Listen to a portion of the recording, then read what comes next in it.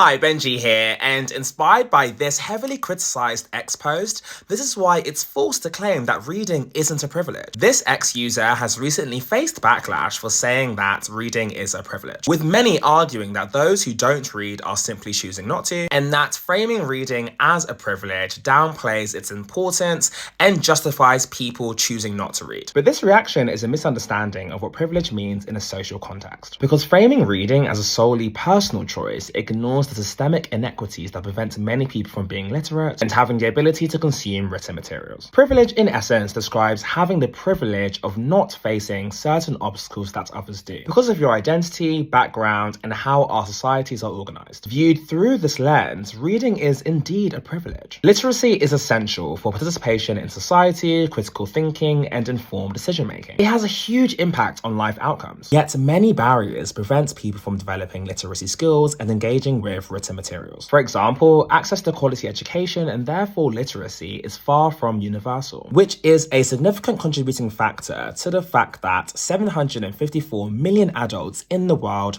can't read and write. 2/3 of them women. 250 million children are also failing to acquire basic literacy skills. Socioeconomic status also affects access to reading. Families with limited resources may not have books at home, access to libraries, or digital devices. Time is also another factor that's closely tied to economic stability. People balancing multiple jobs, caregiving, and high-stress roles may struggle to find the time to read. Accessibility of reading formats is also crucial. Braille, audiobooks, and other adapted formats aren't always widely available or affordable for those who need them. Language barriers and lack of representation in reading materials can also be an obstacle. Labeling a lack of engagement with reading as laziness rather than an issue of inequity is not only unjust, but also a judgmental position that does nothing to sway those who do have the access, opportunity, and ability to read but choose not to. Instead, we need kind and equitable solutions to ensure that more people are encouraged to